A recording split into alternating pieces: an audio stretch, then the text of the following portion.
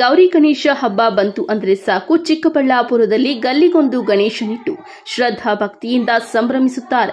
ಈ ಬಾರಿ ರಾಜ್ಯ ಸರ್ಕಾರ ಯಾವುದೇ ಅಹಿತಕರ ಘಟನೆಗಳು ನಡೆಯದಂತೆ ಮುನ್ನೆಚ್ಚರಿಕೆ ಕ್ರಮವಾಗಿ ಸಾರ್ವಜನಿಕ ಸ್ಥಳಗಳಲ್ಲಿ ಗಣೇಶ ಪ್ರತಿಷ್ಠಾಪನೆ ಮಾಡುವವರಿಗೆ ಪೊಲೀಸ್ ಇಲಾಖೆಯಿಂದ ಸೂಕ್ತ ನಿಯಮಗಳನ್ನು ನೀಡಲಾಗಿತ್ತು.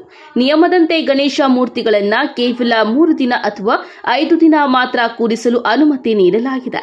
ಅದರಂತೆ ಗಣೇಶ ಪ್ರಿಯರು ತಮ್ಮ ಏರಿಯಾದಲ್ಲಿ ಗಣೇಶ ಮೂರ್ತಿಗಳನ್ನ ಇಟ್ಟು ಅದ್ದೂರಿ ಆಚರಣೆ ಮಾಡಿದ್ದು ಇಂದಿಗೆ 3 ದಿನಗಳಾಗಿದೆ.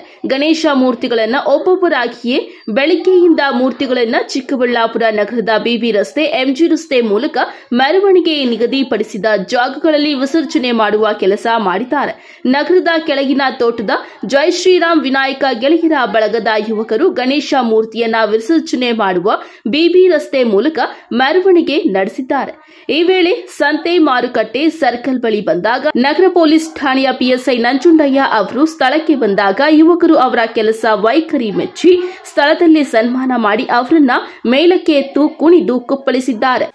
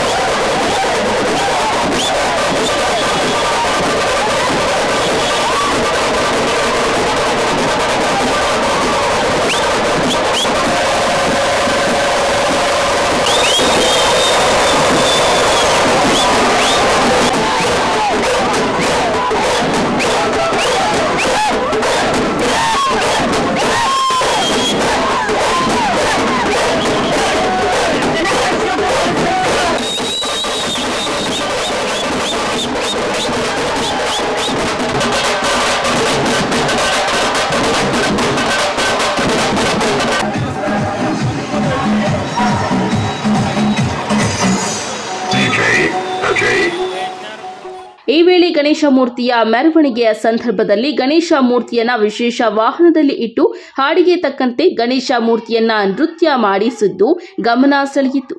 ಕ್ಯಾಮರಾಮನ್ ಪ್ರವೀಣ್ ಜೊತೆ ಕಳವಾರ ಅರುಣ್, ಎಂಎಂಟಿವಿ ನ್ಯೂಸ್, ಚಿಕ್ಕಬಳ್ಳಾಪುರ.